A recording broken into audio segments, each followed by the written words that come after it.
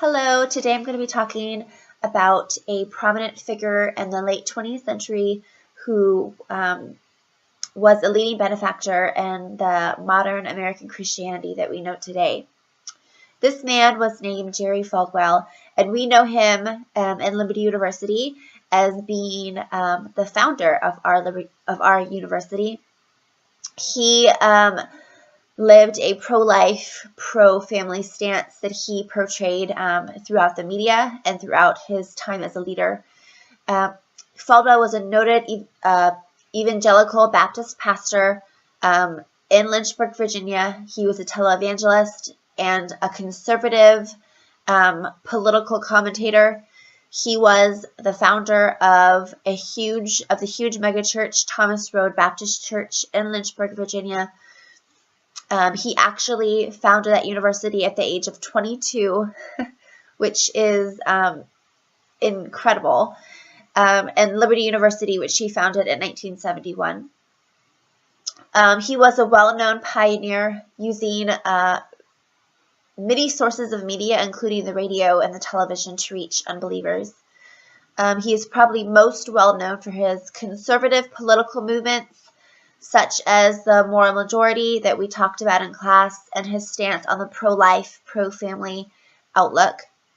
He was specifically involved in trying to get Christians to become involved in their citizenship.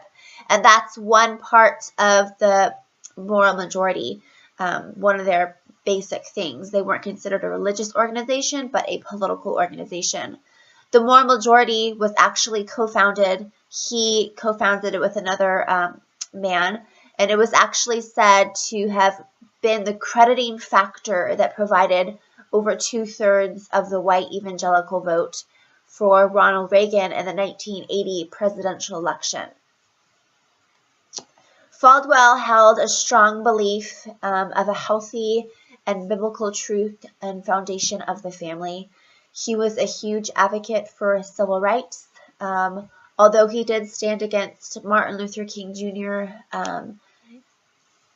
During his time due to some of the issues of his sincerity and the nonviolent intentions that he held.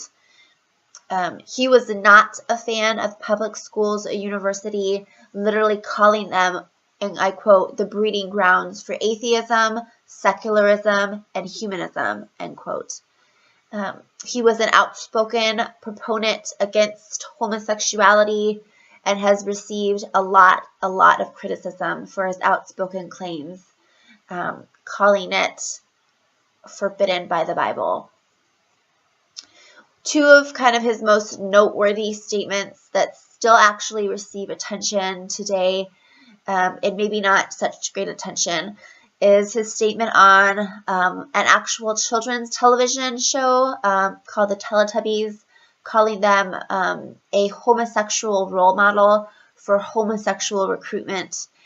In his statement against the lesbian, gay, bisexual, transgender community, saying that it angered God, thus causing the 9/11 attacks to happen. Of course, this did not receive positive criticism, and it actually has perceived Falwell as a non-tolerant person.